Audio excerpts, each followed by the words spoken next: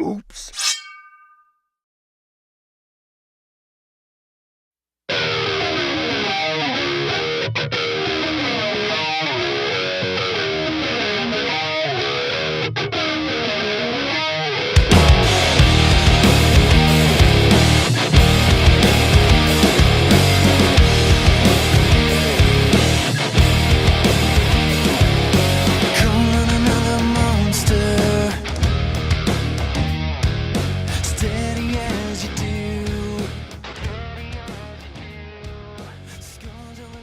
Welcome to the Lift Heavy Run Long podcast, episode number 111 with Rob Connor. You can find us at www.liftheavyrunlong.com, on Twitter and Instagram at liftrunlong. Also, feel free to email me directly at the address wilson@liftheavyrunlong.com. Please subscribe to our YouTube channel and leave us a 5-star review on iTunes. If you're not a member of our Facebook group, you should be, because we want you to be there. Search for Lift Heavy Run Long Community and request to join right now. My name is Wilson Horrell. I am one of your hosts. I would like to remind you that the LHRL podcast is censored.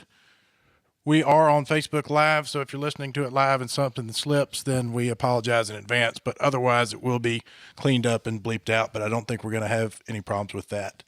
Lift Heavy Run Long has an app. For $3.99, you can be on the app and part of the community. And with that, you will get 3 bodyweight exercises every week. You will also get 4 WODs and 4 barbell strength workouts. Valerie Hunt is the programmer for the app, and she is available on there. She'll be your trainer. She is a fantastic endurance athlete and weightlifter. We would love to have you on there. For $9.99, you can have unlimited use of all of the programs that Lift Heavy Run Long has to offer. We have everything from strength programs to various distances, from 5Ks to 100-mile programs. Whatever stupid thing you can come up with doing as an endurance event, we probably have a program for it. That's right. If you have something that's if you have a goal and it's a bad idea, we have a program for accomplishing that idea. What about Spartan races? We have those. What about Tough Mudders? Spartan Sprint and Spartan Beast. Obstacle. Those are all just obstacle races. OCR. Yeah, we can't we don't have a separate one for Tough Mudder versus Spartan. But there are Spartan things on there. It's good stuff. If you have lost all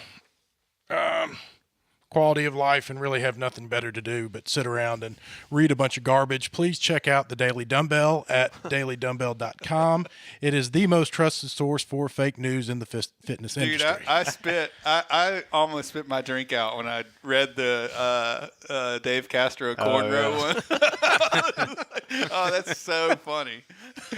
They canned us today. They took down our post. They put it back up 5 hours later. What?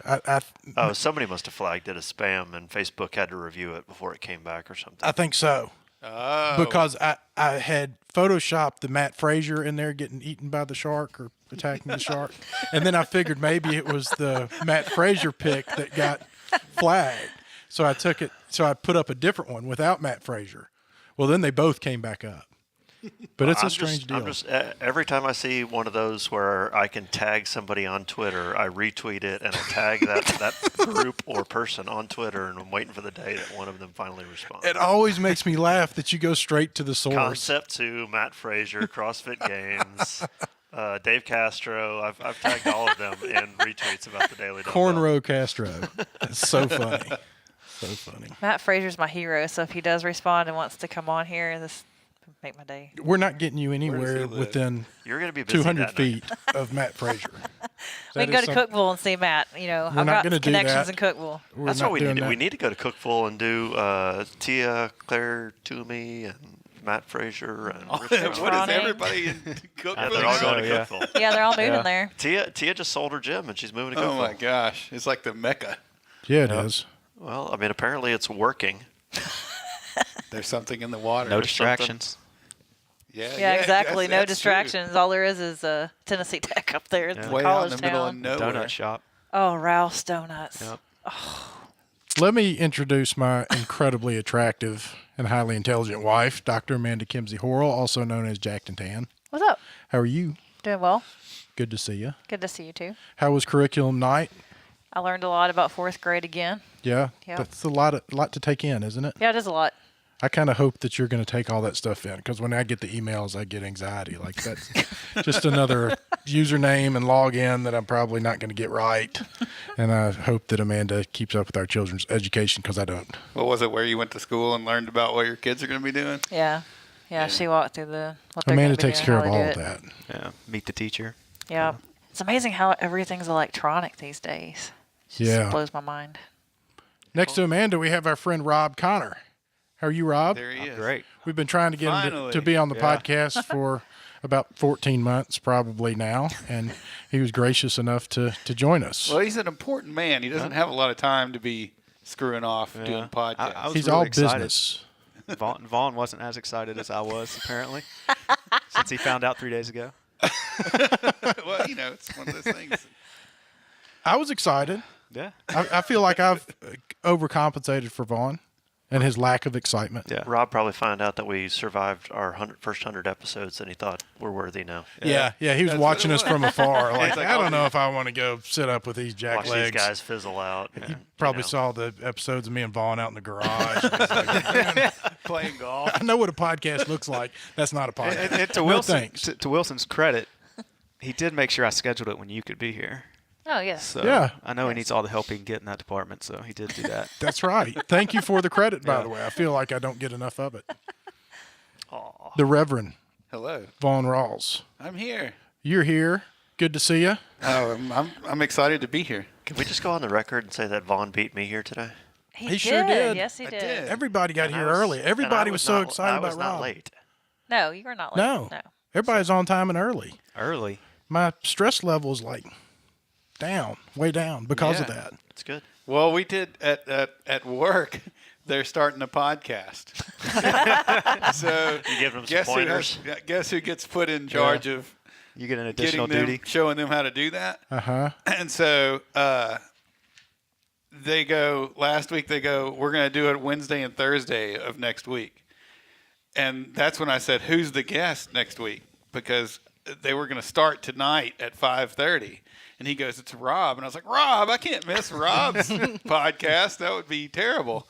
And so I thought, well, okay, maybe I'll get them started and then I can just come straight here because normally I go home first.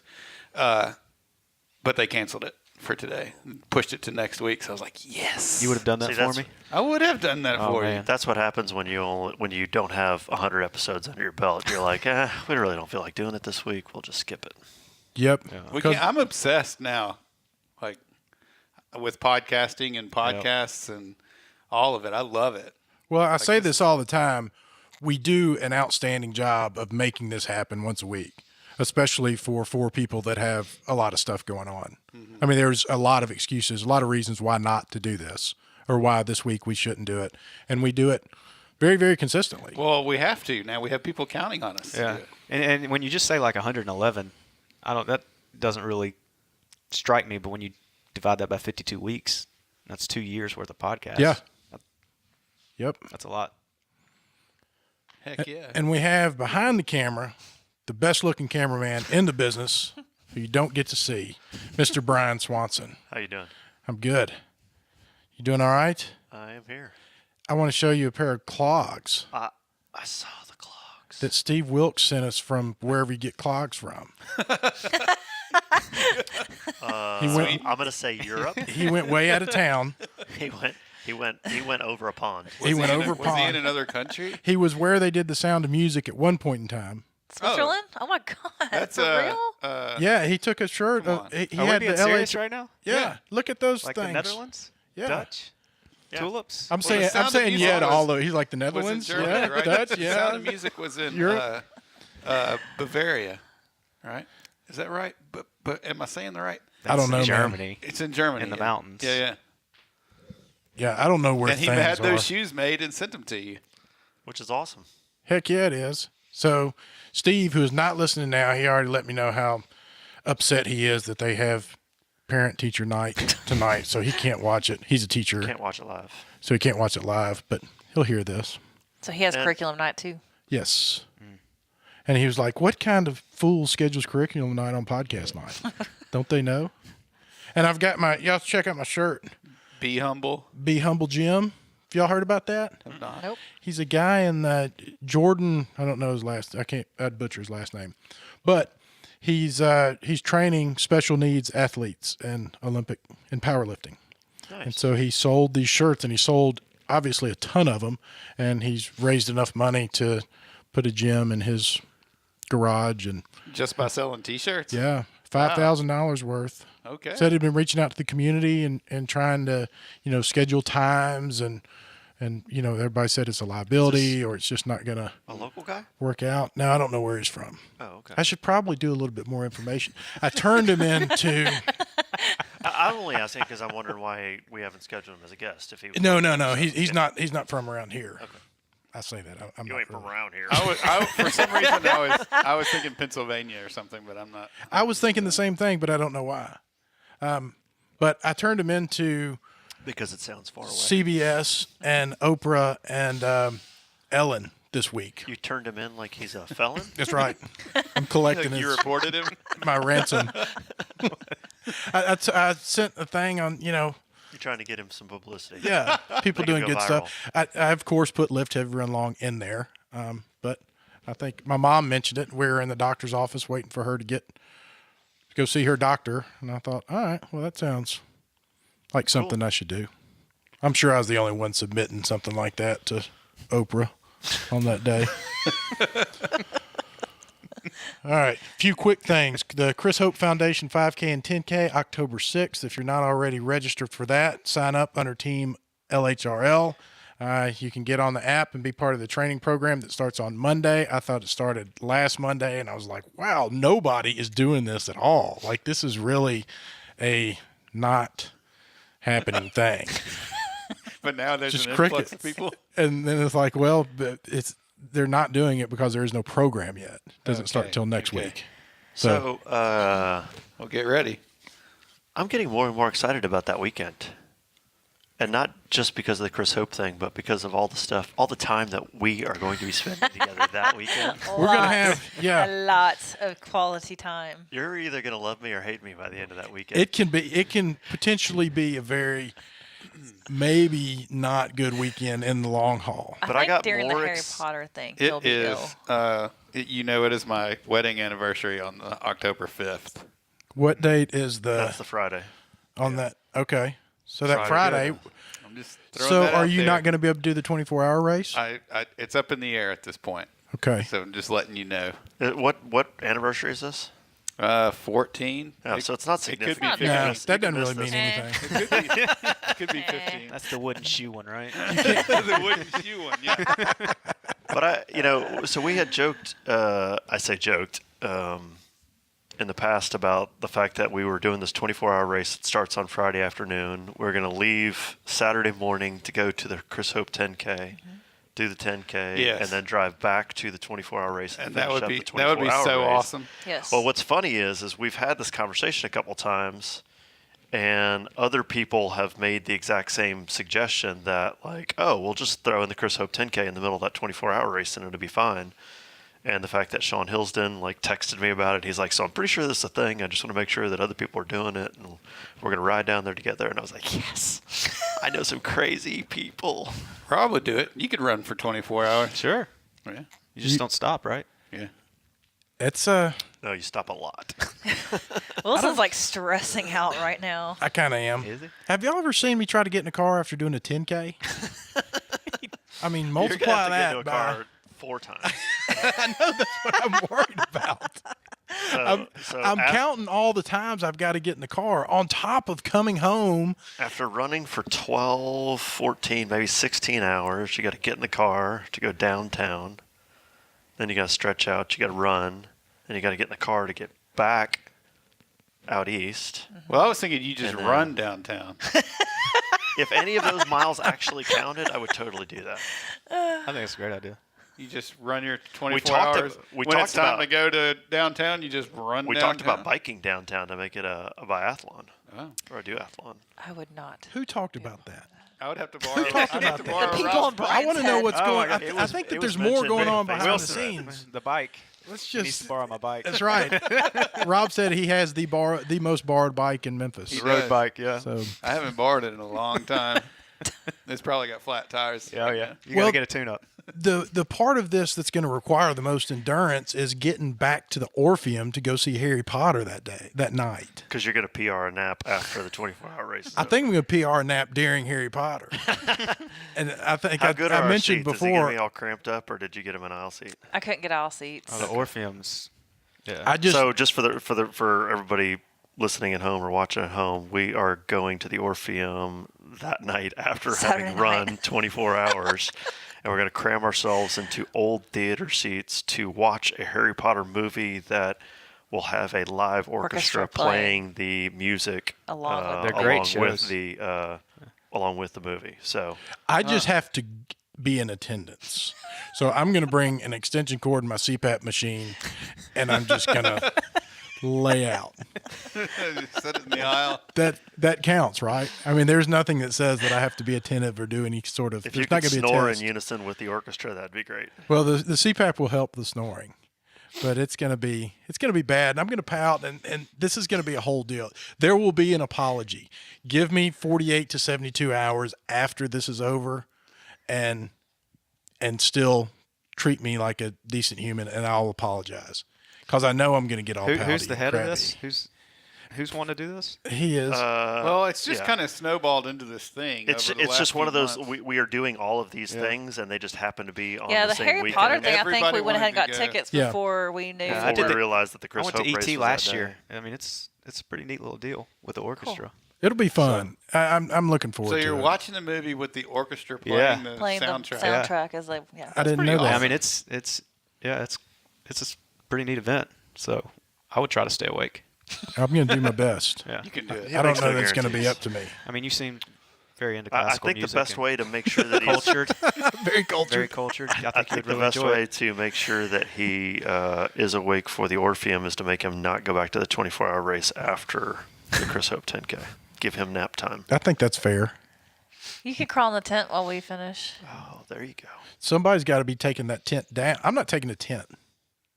I'm not unpacking anything I'm going to have to pack back We up. bought this pop-up tent like a year ago with the intention of when LHRL had a showing at races that we were going to have this thing, and every single time it's like Wilson and I are like, I'll put it up, but I'm not taking it down. We'll just burn it to the ground. Well, and the thing weighs like Somebody needs 1,400 to make pounds. disposable Well, tents. So you're just going to donate it to the race, to the church? No, y'all are going to pack it up. I'll set it up, and then y'all take it back down. I'll We take need it some- down, but it's we going need to be some charged with non-running electricity thing. because it's one of those big ass power sure lines, is. and it's going to be charged. Every time you grab that metal thing, it shocks the pee out of you. Yes, it does. That's a real thing. Where's the 24-hour race? It's at the Church of the Holy Spirit off of Kirby. Kirby and Massey-ish Yeah. area. It's a 1 mile like in the loop. When you When you neighborhood. said Massey, I knew. Yeah, I know where you're talking. There's all those power lines there. Yep. And you need to ground your. Yeah, we used to go mud riding back tent there thing. in high school. Wow. I'm going to research that before that weekend. It's like the fields behind Hope. All Yes. the little kids' soccer Yes. fields. I'm out there with the kids playing soccer and their hair's standing up. You That's touch them and you're like, exactly oh, okay, really? Yeah. Oh, yeah. It's Don't just touch anybody. Power lines everywhere. No. Yeah. Yeah, you won't believe it. You Yeah, won't you can believe hear that it's it. legal to have this happen Well, and to live around this We were place. sleeping on the ground in tents underneath all that. I'm thinking, what kind of charge? I mean, you hear it. I mean, it's Yeah, going people live over there. Yeah. Yeah, those power lines and go when you over touch people's it, houses. It will It legit runs through your shock body. you. I wonder if their Wi-Fi works. and just thinking about, I just think about, in Tommy Boy when he's like, did you live under power lines as a kid or something? I thought that picture was of a this joke, child? man. I didn't know that was a real thing. Oh, yeah. All right, Big Hill Pond Walking Tall, 25K and 50K. Rob's going to do it. Yes, he is. Yep. I'm going to do In it too. a former fashion, yes. He's either going to run it or he's going to volunteer for it. Don't worry. I let Rob know that I volunteered for a race before. We talked about that and my propensity to bring that up whenever possible as we were discussing my football picture over there. Oh, nice. You doing it? Right, yeah. I can't Yeah, believe you didn't okay. save that for primetime podcasting. I should have done better on Rob, that. you went to Germantown. No, you didn't. No. You went to EC. Briarcrest. Briarcrest. Graduated in 2000. I do my research. All right. He's a Youngster. young man. October 13th, we have Carol Swanson's Memorial Wad for Stage 4 Breast Cancer Day. Where is it? And that's going to be at Olive Branch CrossFit, the gym that I think you own. The one that you own. Every I week, feel yes. you. I get it. I get it. Don't ask me anything when I walk in that place. It's like, No, I think he's looking for the plug. It's not that he doesn't know where it's at. He's looking for the plug. They just never say it. They're like, "Oh, we're gonna have this memorial thing and move on to the next thing," and no one ever says where it is. Will you add that to your notes, Wilson, so you didn't have to ask? yeah, I need to do better. Y'all want to hear a review? Is it Only 5 if stars? it's 5 stars. Well, we don't have a review. Is it 1? We don't have any. Oh. We don't have any 1 through 5. We're all out of love. Nobody loves us. Nobody cares. I'm sure that there's nobody listening, but if there was somebody listening, it would be nice if they would go and leave us a. There I are know people that there is listening. at least one person that's watching the live feed right now that has not yet left us a review on iTunes. It's not whether they have left us one; it's whether they're willing to go through the trouble of leaving us one. They have. It's a level of care that's not there. With great power comes great responsibility. They have a responsibility to go do that. That's too. right. I mean, We are. they are a viewer. They are enjoying the entertainment we're providing. Or they're suffering through Very good. with nothing else to do. Hey, we're 3,000 downloads away from 100,000 downloads. There we go. Wow. So after Rob's launches, it's going to be yeah. over the top. Yep. It's the beginning of something great. That is Hopefully it'll be the beginning of regular 111. reviews. You know what I'm doing Saturday? I do. Saturday. I don't know. You rucking? No. A triathlon. Have you taken the Did you bib borrow from last? Rob's bike? No, I've got my own bike that I don't ride. Thank you very much. Are you going to reuse the bib that you this used the last year on Dragonfly? your bike for this Dragonfly. I've got to cut that bib off. And I've got Just to air tape up it my over it. I've got to air up my tires. Will Moore told me to go ahead early and take care of that stuff, but I told him I didn't want to know what was going to go wrong, so I was going to wait until Where's the Stout Sardis? Friday night. Yes. Yep. Rob's right. You should tape the bib over the old one and just keep stacking them on there and never take them off. Speaking of taking stuff off, I put on my tri-suit the other day. Woo. That's a little tight. that's a bad scene. I figure Are you that going to intimidate your competition? Just it's by going to wearing be that? about Hey, you guys. Did you have to oil yourself up?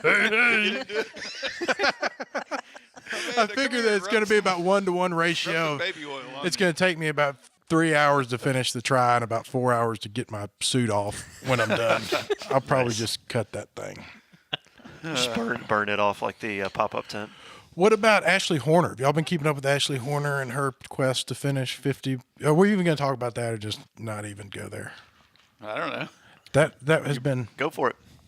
I have not she- been paying. I haven't been following along. Me So neither. I mean, I know the gist of what she's trying to accomplish, but I don't know where she's at in her progress. Well, she's done. She's at home. Oh, so she tapped out for real. She's tapped out for real until when, I don't know. But she got, arguably 3 in, and on the 4th day, it was not good. Things did not go well. And I don't Has know. anybody of the Iron Cowboy did that, right? The Iron Cowboy did that, who they hated while he was Right, doing right, that. while he was And doing now everybody's going, looking did at they him hate like a that guy? saint. Yeah, it was terrible. There's just so much just meanness They and treated him so so bad. And apparently, now Ashley Horner is hard to like. She's really cocky, and she told there's screenshots. I don't know how the whole conversation went, but there were screenshots of the Iron Cowboy and her talking back and forth. Oh. He reached out and said, he could help her before she did this, and she said, "Send me your times. I'm going to beat him." Whoa. Okay. Yeah. Oh, and my she's- goodness. You gotta like that confidence. So she, but you Is gotta that have. confidence? You're gonna I have thought some. that guy was dead. The Iron Cowboy? Yeah. Or somebody's running his Instagram. Who? I'm thinking of somebody else, cowboy that died. That was an ultra runner or something. Oh, you're thinking of Caballo, What'd they call him? the Born to Run guy. White Horse. White or- Horse, yeah. so- I can't think. James of McDougal. Didn't they he call wrote him the the book. cowboy or something? He's not. Yeah. That's the. That's the guy that wrote wrote it. the book. Okay. Talking about Caballo Blanco. Caballo Blanco. Is that what He his has a name is? nickname. That was his. I think that was his nickname. And What does it mean in English? White White Horse. Horse. We just said that. Cowboy horse. Okay, maybe. We led with that. That's okay. He passed away in the last couple of years. You heard it here first. The Iron Cowboy is dead. This is not the first person that will say that. Breaking news: the Iron Cowboy is dead. Oh God. Ashley Horner killed him. Ashley Horner. That's tomorrow's Daily Dumbbell. That's right. Oh jeez. Oh man. Rob is over here, our guest, about to share with us a little bit about himself. Let me tell you one of the reasons why I like Rob so much. There's a whole lot of reasons, but especially his cargo shorts. We talked about that. Amanda and I have been having. I can only zoom so much. It's on premeditated. Yeah, stand up and show this. Let's see those things. They're camouflage. They're cargo. They're Nike. Look at that, man. Those are That's one the new up from hotness mine. right there. Amanda and I have been having some marital problems around the topic of cargo shorts because we have differing opinions on their use. She wants to wear and- them. You won't let her. Yeah, something like that. So we're trying to get through that. But Rob's going to tell us, share with us a little bit about himself and what he's got going on. Can we make sure Rob's story includes how Vaughn knows him? Yeah, let's start with that. How do you know the Reverend? Yeah. How do you know me? No, I want you to tell me. You want me to tell? 'Cause you probably remember. I might Oh, not I do remember. remember. I'll never forget. You were one of your special student. Oh, he's going to say something nice about me.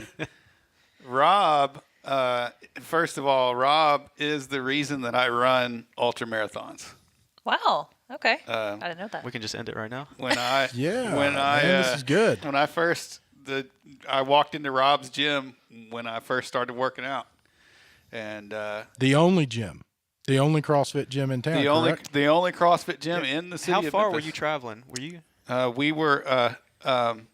I well from Memphis, so it was 30 minutes. It was a 30-minute drive to the gym. But how I ended up there is because I did a Google search for MMA fighters in Memphis because I wanted to train like I thought.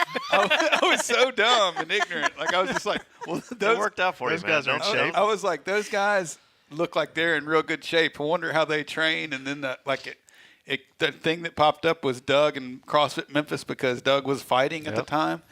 And so I just went up there and started working out in the CrossFit class. But not looking for CrossFit. No, that's the gym that just happened to come up because I searched for MMA fighters in Memphis. Yeah. And so I called them and, I didn't call. I sent an email. And I think Mike. Oh God, no! He Mike, didn't. Mike Bledsoe wrote me back and said, "Yeah, come to class." And so I just started coming to class. Yeah. And I did a 2-week trial, and literally at the end of those 2 weeks, Mike had posted on the website that he needed help with the website, and would anybody be interested in training at the gym and working on the website? And so I immediately raised my hand and said, "Yeah." And so Timing just worked out. So I just kept going to work out and just started working with these guys. What year was this? 2009. And how long had your gym been open at that point? 2 years. And there was no more CrossFit gyms within how far away would you say? Oh man, There were none. like I mean- Clarksville. I think there was one in Clarksville, maybe Nashville. How did you find CrossFit to bring it to Memphis? 300. Do what? the movie The 300. Oh, I've never heard of that. Yeah. So Jim Jones, and it kind of it spawned from the movie, and then it's like, okay, Jim Jones, and then Jim Jones and CrossFit were kind of, and then I was like, well, what's CrossFit? And we looked into it, and it went from there. But Well- hang on, I'm not done yet. We'll go back to that. Okay, sorry. So because I think it's funny because it was not a month after I was working out at the gym. Rob says, "Hey man, you need to go run this 50-mile race down on the beach next February." I was like, "What's wrong with you? Like, what are you talking about? Like, something's wrong with this guy. Like, why would I ever do that?" You know? And so then that just snowballed into like go and run Sillamore, and I was like, okay, maybe I'll do that. So I did that, and then that spawned into, well, there's a 50-mile race in Ouachita. You should go do that. Do And you run the Destin Ultra every year? No, I haven't done that No, one. I was going to. No, I've never done it either. Yeah. We were. Oh, I guess well, we were talking about doing it that. You've got another friend that does it every I year. do have another friend Okay, who anyways. was doing it every year. He was like in second, third place running that thing. But anywho, I just thought it was funny because that's how I started running these long races, because Rob just said, hey, you just need to go run this thing. And I was like, this crazy person wants me to go run 50 miles. And so I ended up going to doing it. Not on the beach, but I ended up going. That's what we call coaching. Well, I was gonna say, coaching. are you running these things, or do y'all just feel like y'all have a pledge? You're like, I bet he'll do it. Yeah, I don't know. Oh, it could have been. Rob, are you running any of these races? Yeah. I'm trying to think. My whole story, how I started was I'd moved home from college, and I had a dog, and when I was in school, he just roamed out in the wild. I lived out in the country, like out here. And I got home, and I was like, well, he needs exercise. And so I was going to Shelby Farms and running him, and I was running, 2, 3, 4, 5 miles. And then a buddy's like, there's these 50K things. And I was like, yeah, let's do that. Who is that? It's Chris Smith, actually. Okay. Who ended up being a really good ultra runner. I ran, I paced him at Leadville, and he was really good. He just kept tearing up his knees, but we just started doing it. And actually, the first race I started with was Watchdog 50 miler, so I just went straight to, just dove right in. Oh, did you really? Yeah. Nice. That was your first I had ultra? no idea. Yeah, I mean, I was just like, it's just running for a long time. And I did it, and I was like, well, I'll go do some more races. And Wichita is no joke. Yeah, and this is the first That one. was pretty legit. Whew. Now, look, I don't even know why. So what or was the how. leap? There wasn't any progression of like 5K, 10K, half marathon? No, marathon? none whatsoever. And strength was a factor. I mean, you strength trained. Yeah, I mean, already? back in these days, it was a few years after I joined the Army, and that's really kind of when I started getting back into physical fitness. And, those days I was owning the gym, so living at the gym, training several hours a day, then running several hours a day was easy. That's all I had to do. That, eat, and sleep. Mm-hmm. So, yeah, and just kept going further and further. So going back to the gym, the movie 300 came out, and Is that a good movie? all those? Yeah, Oh, it's a great movie. I've never even heard of You it. know, while haven't the either. guys I'm were like so sorry. chiseled, and they talked about like what these guys were working out, why they look like. I think this. there's some YouTube videos you can watch some of their training. And I'm that's sure, what they're doing. 8 Wilson, hours I'm a sure day. you've seen at least seen the article of like Hugh Jackman and his training regimen that he went through to get ready for Wolverine. Similar type thing for 300. These guys all have 8-pack abs and just are cut down. But around this time was when people weren't really doing that kind of stuff. Yeah. Like it wasn't. CrossFit wasn't. Wasn't Right. mainstream. Right. I think when I started getting into it, the most guys I could find were those guys out of Chattanooga, Rock River, River Rock. Those were Rock the Creek. only Rock Creek. Those were the only guys really doing it. And there was no community. And it started kind of with, I don't want to say it started with me or Chris, but after that, Memphis started putting out a few good runners. Yeah. Oh yeah.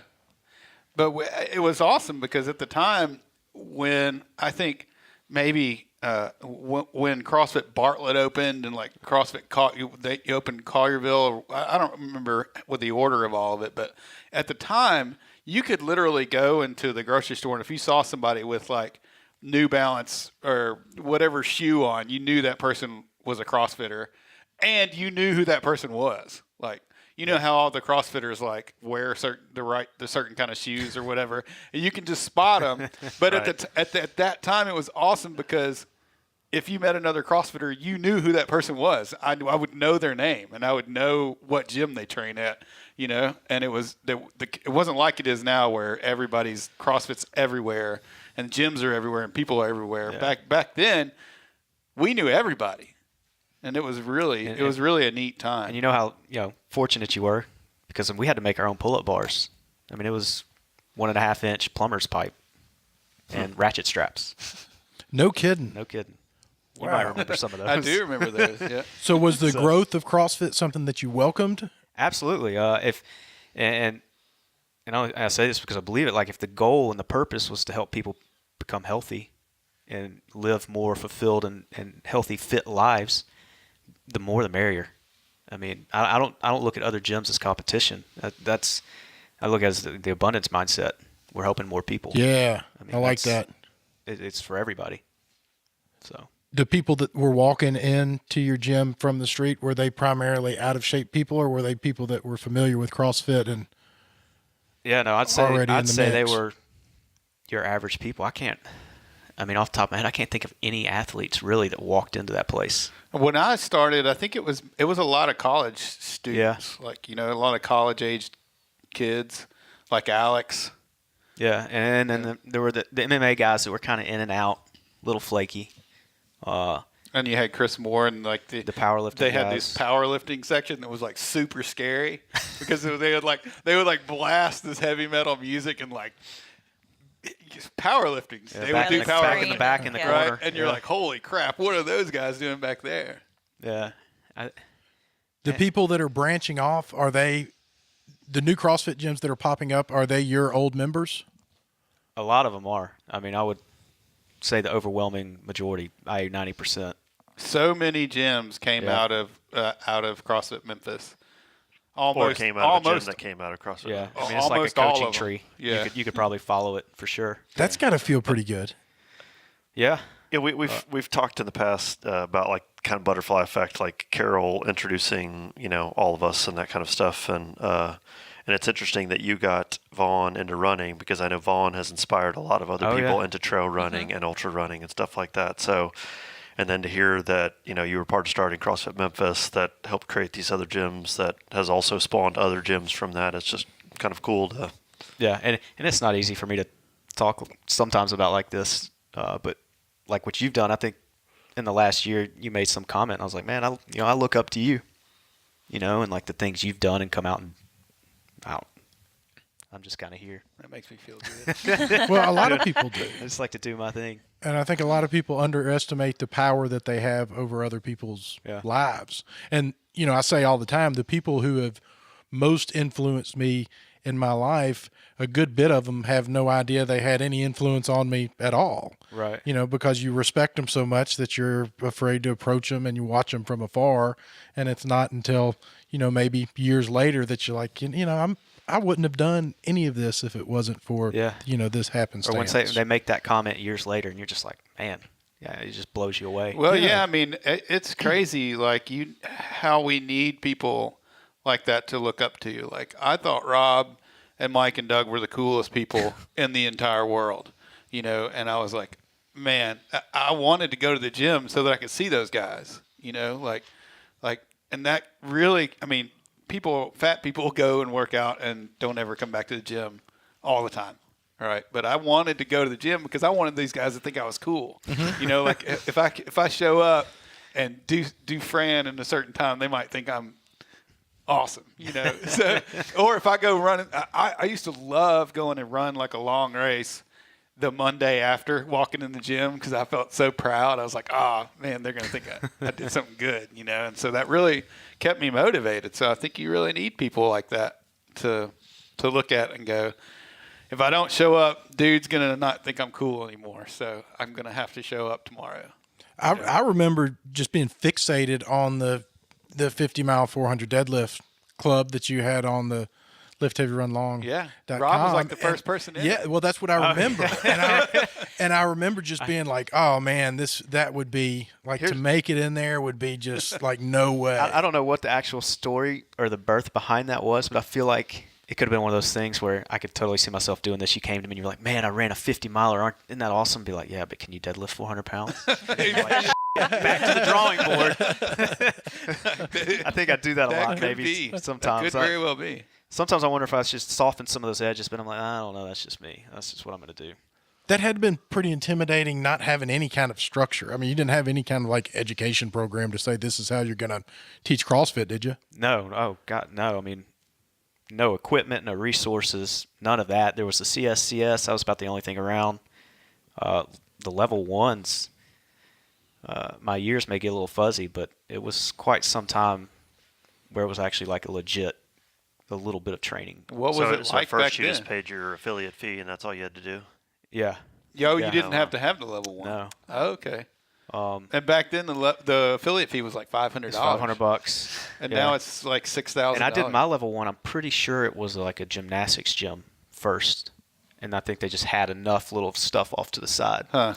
But you did your level one after you already had a CrossFit gym. Yeah. And they didn't have, you paid your affiliate fee and that's all they had to do with you. They didn't give you any kind of. And I think Mike may have gotten his first, but I remember I'm pretty sure we all did it together.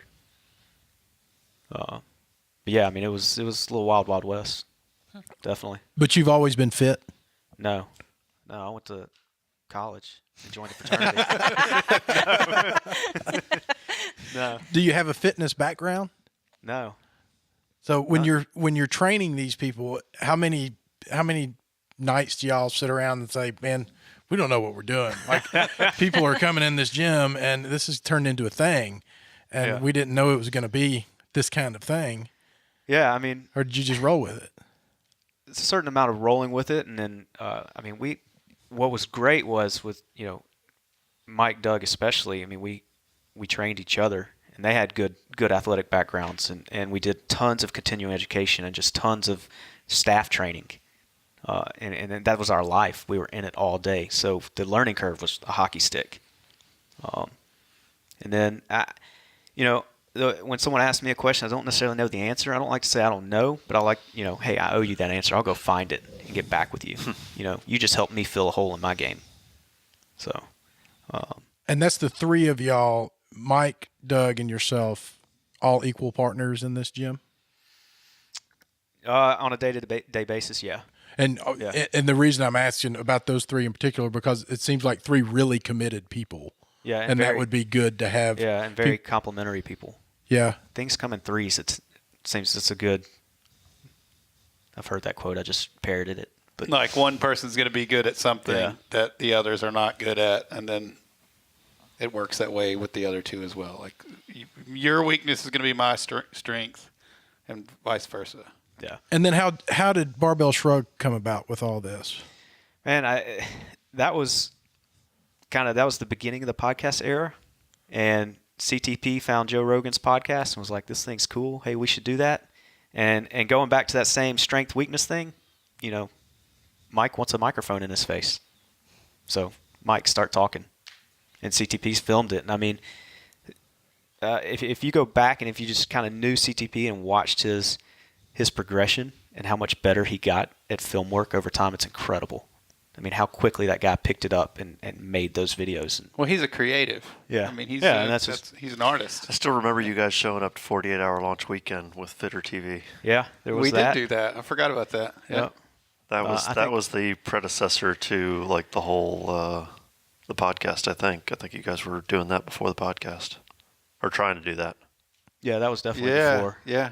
That was like when Red Bull was the only drink. Yeah. Now I think I was there a lot of the time on this timeline. I was in and out, running around, going on woods. secret missions. Yeah, shooting guns and stuff like that.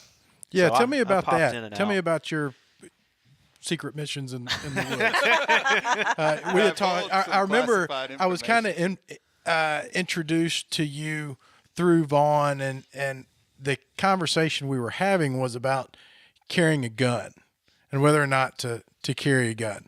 And he was talking about my friend Rob, and he said, my friend Rob talks about situational awareness. And he says that what I really need to do is get punched in the face. Did I say that to you? To know how I'm going to respond. Like if you're going to carry a weapon, and you and I talked about it a little bit beforehand. Yep. Rob goes immediately to if you're going to carry a gun for any amount of time, you got to be ready to put a bullet through somebody's forehead, right, from this far away. The idea is that if you gave me a gun to carry around and something happened, I'd probably kill myself. Yeah, it's just more of a liability. The other person, I'm better off without a gun because I don't know. Not only do I not know how to use the gun, which you could learn how to do that, but you don't know how you're going to behave when somebody walks up to you and sticks a gun in your face. Mm-hmm. Like you don't just pull your gun out and shoot the guy, and that's that. You don't make that decision in that moment. You're not making that decision. You don't rise to the occasion. You fall to your level of training, right? Ooh, that's scary. And especially you're for not going to automatically get better. It's just not going to happen.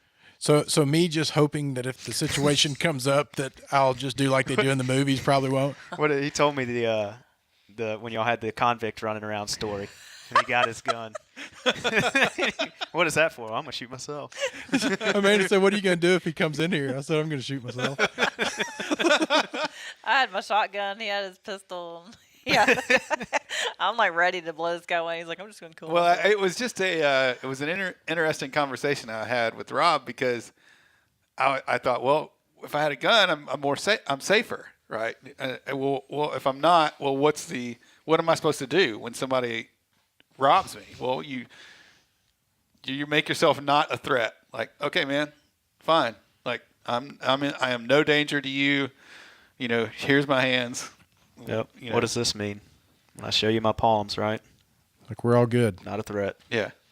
So do you just spend most of your day hoping that someone attacks you? I do that. Is there a certain percentage There's of a certain time? amount of that. Like yeah. when you get out of your car, you kind of like, please Yeah. come out of that bush. Yeah, you might. Yeah. Please, God, come this direction.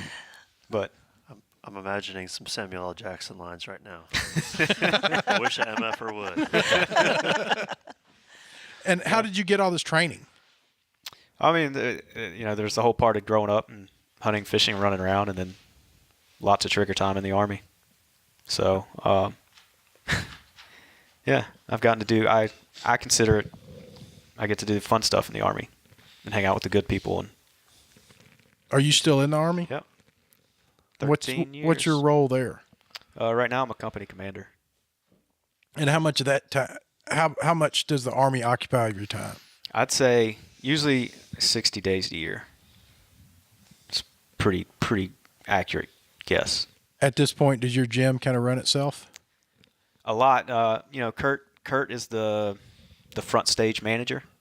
He's all customer facing and takes care of all that. And then anything in the backstage I can do, and I can do that from anywhere. Even when I was deployed, I was still jump on the internet and knock out whatever I need to knock out. Yeah. So You tell Kurt when you go back that he needs to come out here because you had so much fun. has he not done it? Uh-uh. Okay. Yeah, I told him this morning. I'll get him out here. Kurt would be a good one. Oh my gosh, yeah. I'd kind of like to be on that one with him. Yeah, come back. Go get Kurt. We got and bring we him got back. guest Kurt who? judge. Kurt Mulligan. Oh, okay. Oh, I know thought the name. I don't know that I've ever. Oh met him. man, he's great. He's a character, yeah. Why did I think that he was somewhere in Alabama? I don't know. Why is that a perfectly normal thing to come out of your mouth? Kurt just seems like he's in Alabama. And What do you how do did with you pick that? up so quickly that would be a perfectly normal thing to come out of my mouth? Oh jeez. So what kind of goals do you have for yourself endurance-wise, training-wise? My goal is always, I'm at the point now, it's like to always just be able to run a 50K. That's my favorite distance. It's just long enough, but still long enough where you can go into it with a race strategy and do some work and move the needle on those times.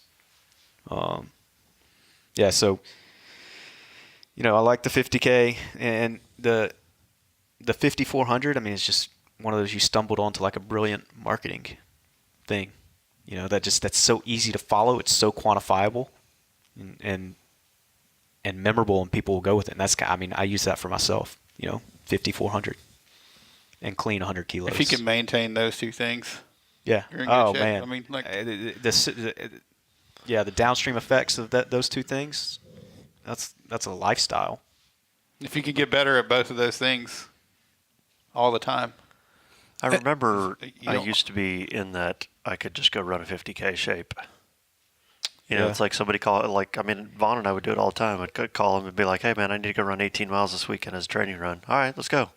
And we'd head out to the forest or something. We'd just go do it. And now it's like, I need to go do 6 miles, but need to drop some water. We might have to take a break halfway through, Drop some water. It's funny how it's funny how it did come about, like because going into a gym like where I didn't really know anything, like this was at the time where it's like, okay, pre-workout, I'm about to scream and pick up a bunch of weight off the floor, and that was awesome, right?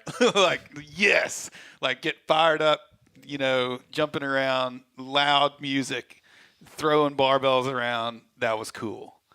And and going into running an ultra marathon, I approached it the exact same way. like I'll never forget being at Sillamore for the first time, and I drank my Jack 3D. You did that before the race? Yeah, Oh god. I was in the parking lot, and I was like, I would have never coached you to do that. I was like back and forth, going, yeah, we're about to mess this race up. Like I'm about to His destroy first or this. second marathon, Mike or somebody handed him a shaker bottle of Jack 3D No, halfway through the race. It was a halfway through St. It was a protein shake. Okay, Was the it the story old- I the old remember is Gatorade? you had some Jack 3D. Well, I don't know. We'll have to go back and revisit. The story I Maybe so. remember is that there was Jack But 3D either in that way, one. you're getting to a Either level way, of intensity that is not going to be maintained That's for right. 6 to 8 you hours. just don't see this hat go to Sillamore and walk around the starting line and see how many people Slapping are like people. are like ready to raring to go, you know. And so then at that moment, I kind of realized this in the moment, and I go, okay, everybody else is kind of chill around here. I wonder how many of these people can lift 400 pounds. Oh, is that? You know, and like.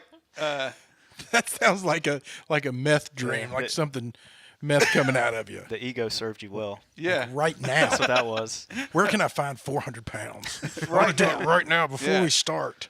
And then it just that was a seed that just kind of like kept picking at me, and I was like, and then I told these guys, I was like, I think I'm gonna start a blog. What should I call it? You guys like lift heavy, run long? I had like 3 or 4 names that I told them. I was like, lift heavy, run long, strong runner, or guy who lifts weights and runs, or some stupid thing. And Yeah, lift heavy runs long better. and they were better like, than that. I think you ought to go with lift heavy, run long. It's like, okay. Is the old blog still up? Where is it? It's all still the same website. Yeah. Still like a picture of me from 2000. Yeah. Yes. Yes, there is. Yeah. Yeah. All that old stuff is still on there. Yeah. All my old race reports when I first started should be on there, unless Wilson deleted them. No, I've read them in the past year. I've Yeah. sat down and read all of them. So when you finish a race, whose time do you go look at first to see if you beat? That's a good question. I don't think I do. You used to, because you used to remind me. Did I look at your stuff? Oh man, there's no way. I think he was like he was a child when he beat my I time did at do that. Ouachita and came up to me and it's like, look what I did. I beat you.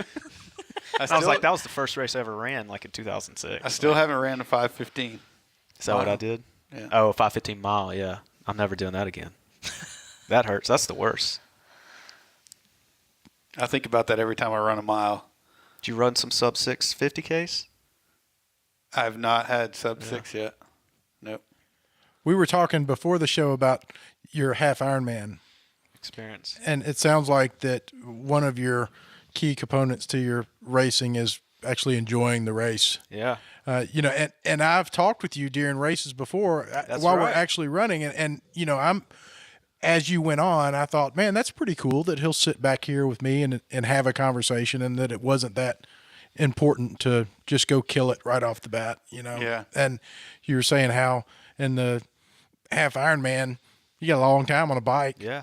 and you're like wanting to chat it up with the guy next to you, and he's like, I'm Iron Shut Man. up, man. 15 feet. You're too close. Stop drafting off of me. I don't even know. That's why I don't do those kinds of things. 'cause Yeah. I don't Oh even yeah, know there's those all sorts of rules. rules. Like you got to they would maintain hate a me. certain distance, and if you go to pass, you have to pass in a certain amount of time, and it's crazy. Yeah, I mean, and for me personally, was like a great story from Swamp Stomper this past January. I kind of went in it with some goals and some mile marks I wanted to hit, and I hit the first half of that, and then I was just getting crushed. The weather and conditions were terrible, and so I kind of just gave up on those, and then I'm running, and then I'm just like miserable, and I'm like, well, and I literally just stopped. It's like, well, why am I doing this? And I'm like, well, I do this because it's fun. And then I asked myself, I was having this conversation with my ego, my inner voice, and I was like, well, are you having fun? And I was like, no. And I was like, go have fun. And I was like, I'm going to go have fun. And that's all it took. I just started having fun. How important is that? And everything. Everything's just a decision, whether That's true. it's good, bad, I like that. I like the having fun. The problem is I tried that at Ouachita this past time in DNF. I was having too much fun. Yeah. And I was like, oh, wait, I don't got have any time more capped. time left Yeah. to have any And more so then fun. what? What's the result? You had a lot of fun in a race, and you I DNF'd. did, and the It's not drive back to the starting line was did I tell you all this already? The lady picked me up to drive me back to the starting line, and she goes, it's okay. You can come back and try again next year. Oh, yeah. Lots of people try and don't make the field. I said, well, I've done this before. And she goes, really, it's okay. I was like, this is my 7th time to be here at this race, and I've finished all the Oh, other ones, man. and she was like, "Really? It's okay." Like, You don't have to lie to me, Mom. That's what they all say. I pick up a lot of people, and they all say the But same it thing. like got under my skin. I kept yeah. telling her, I was like, "Lady, I've done this before. Like I I've ran read- 100 You didn't feel heard. Yeah. Give me your email address. I'm going to send you my results. She wasn't phased by any of it. I was Oh, like, man, yeah. man. I love to maybe a one up, but so this kind of segues from that same conversation. You know, I ran the big buffalo, big bison. I don't this past March at Some big hairy animal. yeah, on race. St. Patty's Day, and I ran a lap and may have had a beer, and then ran another lap, and it was kind of like there's too much pavement, and I wore the wrong shoes, my feet hurt, and then I quit. And that was the first race I'd ever quit in, but then I actually got to participate in the race kind of from the other side, and I had just as much, if not more, fun. Yeah. Because I got to hang out and support other people, which I never get to do. Because I felt like I was either always competing or always a part of running the event. Working the event, not necessarily volunteering, but actually responsible for it. So yeah, I had that moment where that kind of sucked. That was my first DNF ever. I was kind of probably hurt at that point, but I still made the choice to have a great time and support other people. So Yeah. I don't know what you did after Ouachita, but I would have gone and I hung got out. really depressed and left all of my shoes and clothes and everything I wore in the race. I left it right in the hotel room. You could have lied and told us a happy story. No, I can't do that. Well, so his DNF wasn't a. I don't know. I don't remember what happened. He got time capped. Like he didn't miss the cutoff, or he missed the cutoff. So I was like just at that messing point, around. like, Like I was just running, and I was having a great time. And about 15 miles into the race, this guy's behind me talking, and he says, "Hey Vaughn, are you on track to make the cutoffs?" And I said, "Oh man, I'm not worried about it. I'm just having a good time." Yeah. And I got to the cutoff, and that was the first time I had thought about it. Like normally I'll like write it down and I'll know like what time I have to be certain places, but I didn't even give it a thought because this was my 7th time being here. I was like, "Oh sure, I can do this." And then I got to the turnaround and I was like, I'm like 30 minutes off of the time. I don't think I'm going to make it. And I told the lady, I was like, "Hey," because we had the opportunity to drop to a 50K and I could have turned around and finished the 50K. And I told the lady, I was like, I think I'm going to drop. I think I'm going to drop down to the 50K. And she goes, "Oh, no, you're not, man. You got plenty of time. You're doing great." And I was look like, great. False motivation. And I was Yeah. like, I don't think I have enough time. And she goes, "You have plenty of time. You're going to do great." And I was like, Wilson. "Okay." so I kept going, and then I got halfway, and I'm like, literally like, the dude's like, "You got to get out of here, because if you don't get out of here, you're not going to make it." And I literally left the halfway mark right at the cutoff time. And so, by the time it was 3:00 to the next aid That's station. the worst stretch too. That Yeah, it's that, terrible. That It's 25 to like what it's very- 33. That's a horrible It's stretch. gnarly. It's like very lonely. No There's aid station. No aid stations. There's like an empty water aid. It's like an empty aid station with just jugs of hot water, and you're like, oh, it's just miserable. And by the time I got there, that was like a 3-mile point, and it was the cutoff time was at, and I had, so I just kind of carried it in, and I was literally DFL. Like they were waiting on me, like, and the guy. In fact, when I ran up to the aid station, I was just like, "Dude, I don't know what to say. I was just having too much fun." He goes, "We are so glad to see you," because that meant they get to pack their stuff up and leave. Thanks for And that, they were bro. like, "Yeah, we're so glad you're here." And I was like, "Oh man, this is terrible." You know what the lesson learned is? Situational awareness. Situational awareness. You got complacent. Complacent gets you killed. Yes. I how you think get about killed. our race in Sillamore last year all the time. Oh, yeah. And how much complaining I do, but how much I enjoyed that as a whole. We whined in a happy way together. But it was great. No, It- we did. Seriously, it was. And really, after the halfway point, when I talked to Chris Miller and he got back on the course, I was like, my race is done. Like, this is all good. So I'm running with a guy who gets to the 50K turnaround and basically says, "I'm done. I'm out." Just, like takes his shoes and socks off. His family's there. He's like in the car. And I'm like, all right, man, I'm probably walking the rest of the way back, but I'm gonna turn around, make the turnaround. And I see Wilson coming into the aid station. He's like, "Where's Chris?" I'm like, "Oh, he's in the car." And he's like, "We'll catch up with you." And then we made a bet about. You said he's done. He's not coming he's back done. out. I said he's Wilson, coming back out. Wilson's like, "You owe me dinner if he's coming back out." I was like, "All right." And so I get to the next aid station, and I'm taking my time there.